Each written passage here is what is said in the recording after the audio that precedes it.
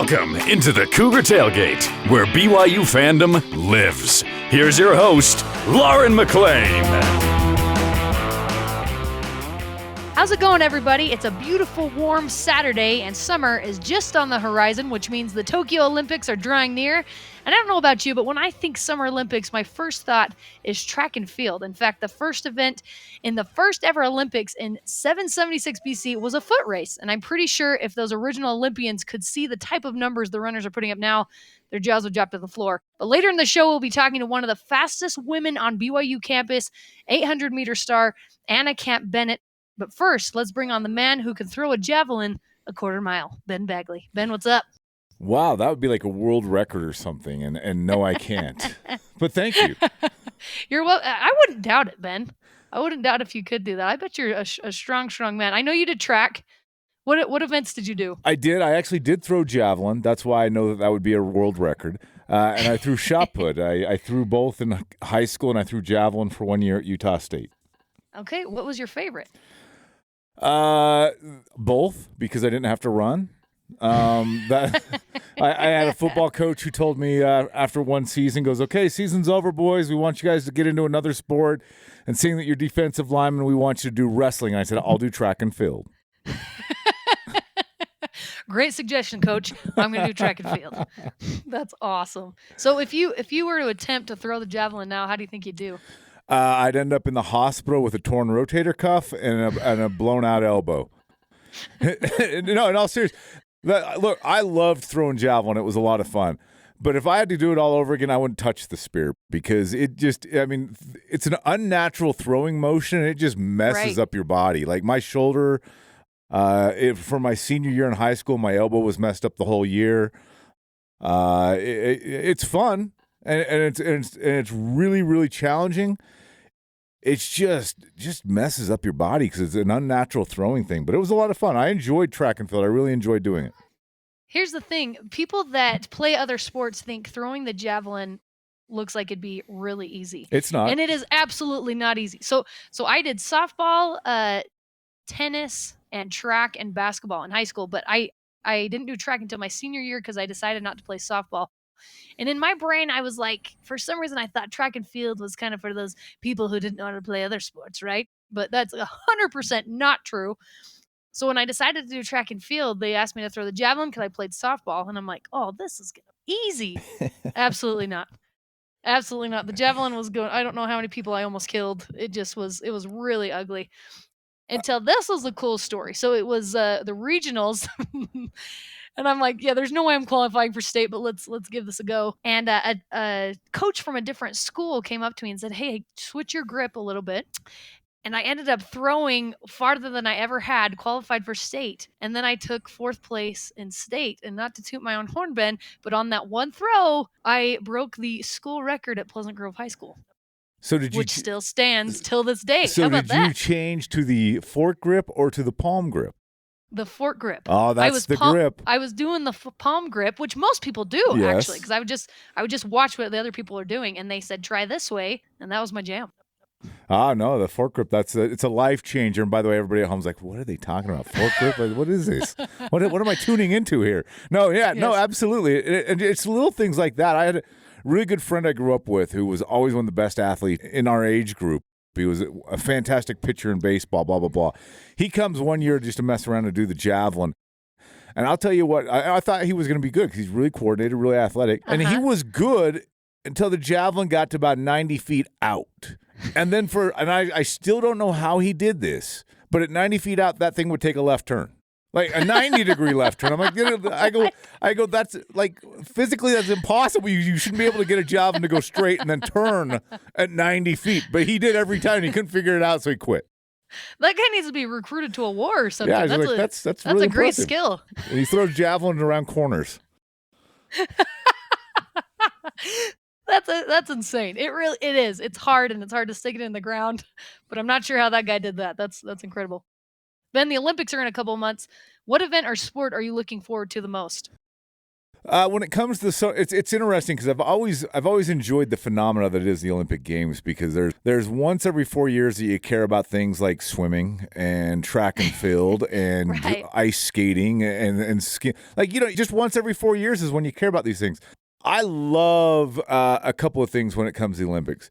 The 100-meter dash is fantastic. Like the Yes. fastest athletes in the world on both the male and the female side. Just watching them and how finely tuned their bodies are and the machines that they are is amazing to me. And part of that comes from being a member of a track and field team for quite a few years as well.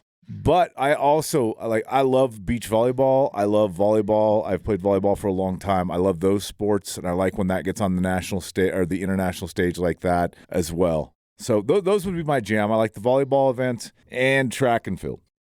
I'm with you. I love gymnastics. There's something about gymnastics for me. But track and field is like I said at the beginning, it's what I think of when I think of the Olympics. And they're such unique events and sports because it's one of the rare sports that it is all about survival of the fittest, right? It's like you go back to the most basic skills like running, throwing, jumping, and it's all on you. The spotlight, the blame, the glory, everything is on you. And I think there's something special about that. I heard explain that someone was talking about this the other day on a podcast I was listening to, and he put it this way. He goes, the 100-meter dash is the epitome of what sports is. It's you versus someone else to see if I am just better than you, and if I'm faster than you. And that's what it is. Like you're not relying on anybody else. Hey, did I get my stance right? Did I get out of the blocks on time? Did I hit my right steps? Am I just that much faster than the guy next to me? And it is what sport is. And you could make the argument like boxing and MMA. There are a few other sports, wrestling, that are like that. If you're into the non-violent sports that are like that, track and field is the one for you. Ben, so I know you did track and field and you love it. Where does it rank among some of your favorite sports? We all know that everything is second to baseball, but where does track and field rank? Yeah, no. After baseball, there's nothing else because that's the bottom of the list. You know what? I don't know. I've never really thought about putting it on a list. Like I never, like I said, I enjoyed doing it. I actually, and frankly, the same reason why I chose it over wrestling. It was like I went out to compete. I liked having competition in my life, but I also wanted to kind of relax and going out outdoors in the sun and chilling out and not having to run. That was a big part of the events I chose. And in all seriousness, I'm being open in the door. Full disclosure, I'm lazy. I didn't want to run. They tried to get me to do discus a couple of times. Like hammer throw is amazing to me to watch those guys with the coordination to be able to spin around as fast as they do and still let go of the hammer and not kill someone or bang it off the fence. Like actually hit that window that they have to throw it out of is amazing to me. Because I tried discus once or twice and they're like, no, you'd be a really good discus thrower. Try this. I'm like, I'm not that coordinated. You get me spinning, I'm going to fall over. I don't know where to let go of this thing at.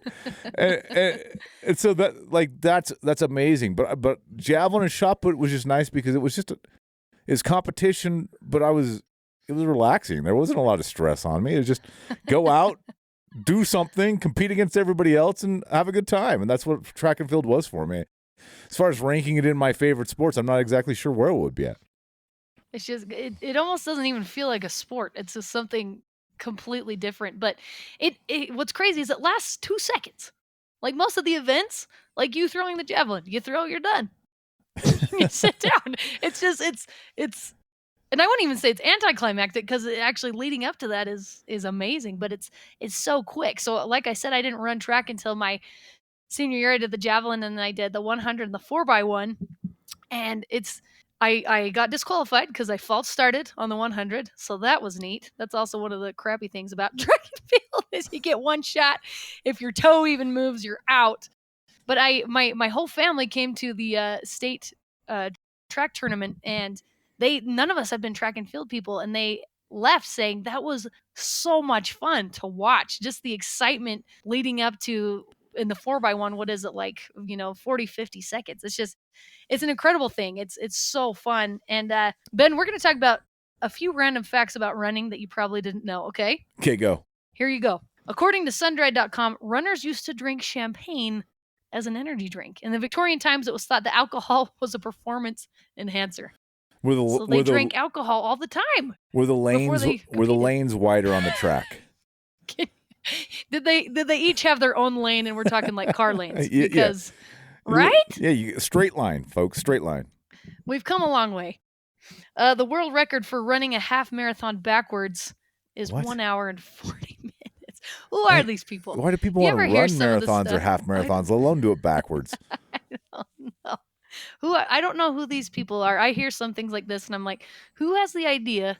You know what? I'm going to run a half marathon backwards and see how fast I can do it. You're just bored. That's not hard enough. I'm going to do it backwards. Yeah, come on, man. All right, number 3. You can run a marathon in the desert, at the North Pole, or even around Mount Everest. How about that? They have different events in those various places to run marathons.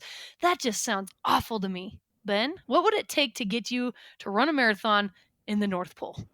What would it take? You could have stopped at run a marathon and taken more money than I don't even know if there's a price on that. We were doing this introductory thing one time, and everybody's like, my name's so-and-so, and the one thing I'd love to do at some point in my life is run a marathon. And for about 3 people ahead of me, just all said, my goal is to run a marathon. And I got to me, I'm like, I'm Ben Bagley, and my goal is to never have the thought of running a marathon. And just like, I don't get it. And so far, so good. Yeah, really good. I'm ahead in the game on that one. Well, I've watched other people run marathons, and it is a great emotional thing when they cross the finish line. Absolutely good for them. I'm with you, Ben. Heck no. Dude, I respect I do the not heck out have of the them. desire. No, I respect I the do heck out of them. too. I got no interest in it. My philosophy is we as mammals were not meant to run long distances like that, right? We're meant to sprint, get our food, come back and eat it. That's my philosophy. That's why God blessed us with an automobile. Exactly. Hey, speaking of number 4, this is my absolute favorite. The winner of the 1904 Olympic marathon competed most of the course in a car. So the 3rd edition, that's my kind of marathon. The 3rd edition of the modern Olympic Games took place in 1904 in St. Louis, Missouri, and it was the first time the Olympics had taken place outside of Europe, and only 12 countries participated. Apparently, it was a complete disaster. It was super hot, dusty tracks, and many of the competitors had to pull out. And one guy, Frederick Loers, pulled out after 9 miles and got his coach to drive him the rest of the way in a car. And the car broke down, and he walked into the stadium, and as he entered the stadium, the crowd cheered him as the first finisher, and he was crowned the winner. And get this, he didn't say anything. He played along until they later found out someone was the true winner. How about that guy? He won the 1904 race because he did it in a car. Hey, you know what? I applaud the ingenuity. I call that creative winning. I mean, you started that story, and I went straight to Rosie Ruiz. If you remember her story, she in the 1980 Boston Marathon was declared the winner only for a week later to have her title stripped because it was discovered that she didn't run the entire course. Part of the belief is that she jumped in on the final half mile before the finish. And everybody's like, oh, cheater. I'm like, no, smart. That's She's genius. Really smart. Not a Get villain, the glory a genius. for doing half the race. Yes, not a villain, a genius. Well, oh my gosh, on that note, I can guarantee the girl coming up ran all her races, and she did it without cheating. She's taken first place in the 800 meter in every meet she's been in this season. Find out how she does it. Anna Camp Bennett up next on Cougar Tailgate.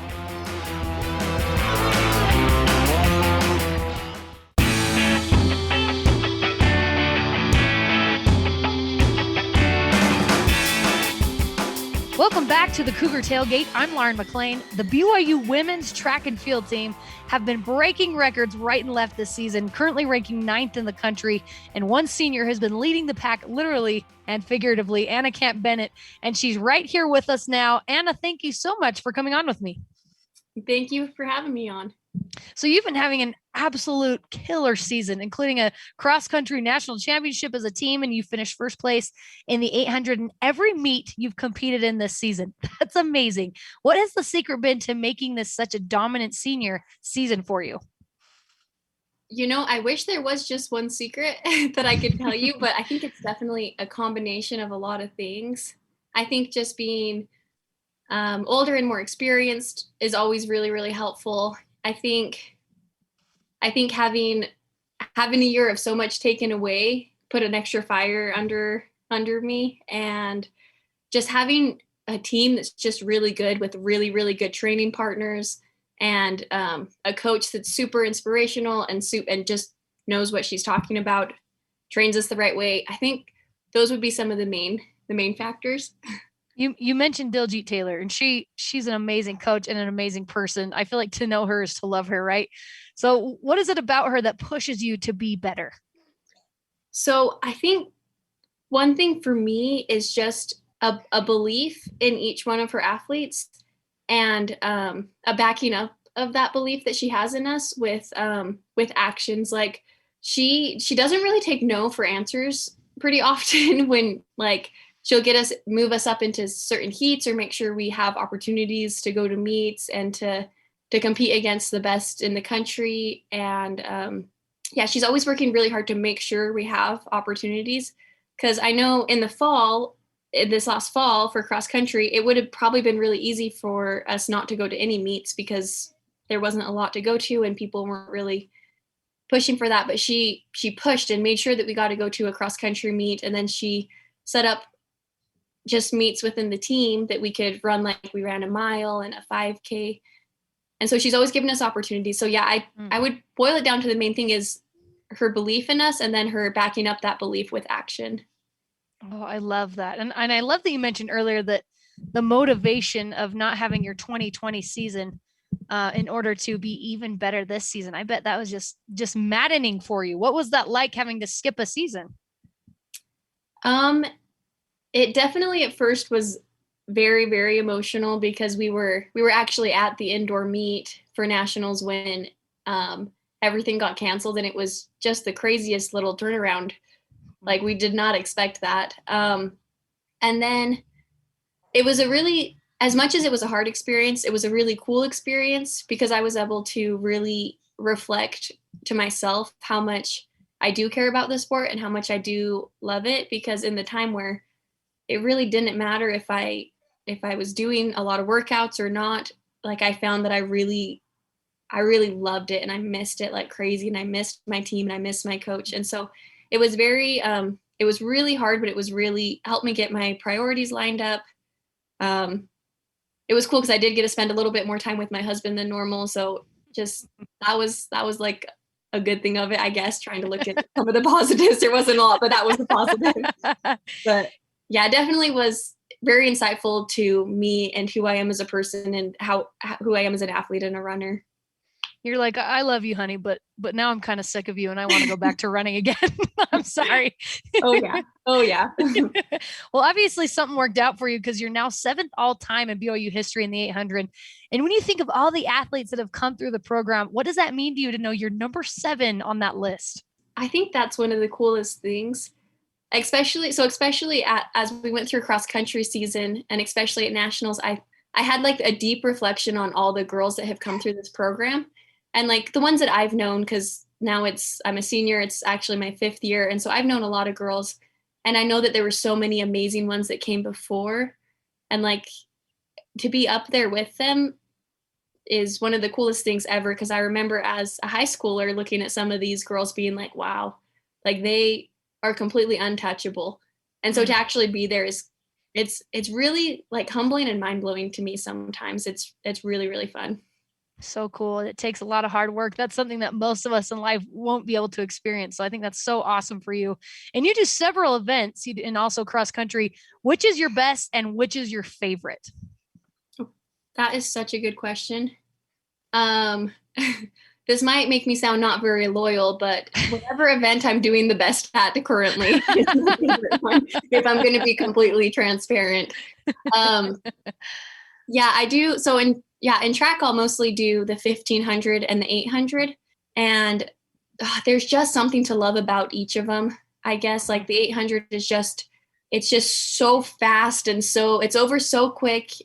And it's really kind of cutthroat. Like if you make the wrong move, your race it's almost over sometimes. Like it takes a lot to recover, where the 15 has just a little bit more give than that. It has a little bit more of like a kick aspect at the end. Yeah, I really love them both. Just whatever one I'm doing better at. Hey, I feel you with that. Absolutely. So the 100 or the 800 blows my mind. Is it a sprint? Do you have to pace yourself? I feel like that has to be one of the hardest races. How do you compete in it? So that's definitely something I'm still trying to figure out because coming off of a cross country season, it definitely feels like a sprint. I'm like, whoa, I haven't done these paces in a long time. But it's now starting to get to the point where it's like, okay, I'm a little more comfortable. I think I can go out a little faster and figure this out. But yeah, I think I've heard a lot of people say the 800 is kind of that, I don't want to say that sweet spot it's not quite a sprint, but it's not quite distance. So it's kind of just a really long sprint almost. Oh man, nothing about that sounds sweet to me, but but you do it well, and so that makes you love it. It's awesome. So, where did your passion for running start? Oh, that is an excellent question. So like I said, I grew up in a family with 8, right? And I'm number 5. And so as I grew up, this was probably my very first introduction to running. Is my family would always do this 4th of July. It was called the 4th of July Freedom Mile in Fillmore. And I remember all my siblings would do it. And so I think I was pretty young. I don't remember how old, but all my older siblings were doing this little race. So I wanted to do it too. And to be honest, like I wasn't very good when I was a little kid. Like all my friends would beat me and stuff, but my siblings would do it. And I thought it was so cool. And so I did that with them. And then I watched them run in high school. And as I learned more about my parents, because sometimes, right, when you're a kid, you really don't know much about your parents. But as I learned more about them, my dad ran in Idaho in high school and had a state record for like years and years. And my mom ran a little bit at Utah State. And so it kind of runs a little bit in the family. So I'd say that was where like the seed was planted. But then as I got into high school and started running, there's just something about running and racing and competing that's just, it's almost hard to describe, but it's very much like all of the pressure is on you, and you can't look around to have anybody there to like hold your hand or anything like that. It has to be all on you. And like the confidence that I've been able to gain from that is something that I really enjoyed about the sport, like handling the nerves, handling just the pain of racing and all of that has been something I've really come to enjoy. And I think it was through high school that I really learned to enjoy that aspect of it. And then, yeah, it's just grown from there. Ooh, I love that answer. All the pressure's on you, and that's kind of unique with just a very few sports that aren't necessarily team sports. And you mentioned high school. You had an incredible high school career. You were an 11-time state champ, but you also were the 2A soccer MVP. So, what was behind your decision to pursue track and field instead of soccer at the next level? That is also a really good question. So I also grew up loving soccer. I feel like most runners do have something else that they had that they were doing.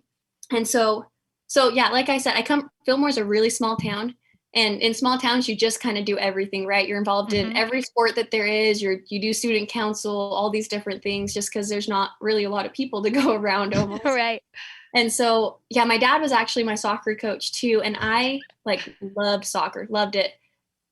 But I did realize that I was a little bit slow to the game, where I didn't have like the club team experience. It would have been really hard on my family and me to drive up, because we would have had to driven an hour and a half to join a club. And I didn't want to give up cross country or basketball or track to do more soccer, because I love to do all those different sports, and it was a really fun part of my high school experience. And so yeah, part of it really was just that regardless if you come from a small school, a big school, whatever part of the country, a time doesn't lie.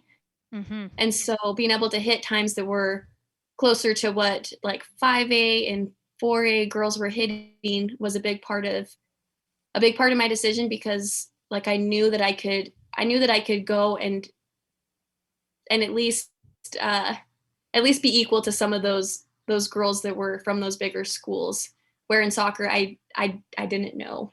So that's actually something that I've never thought about with track, which is really cool. You mentioned that no matter where you come from, whether you're from like a big city or a small city, you can do track and it's the same no matter where you are.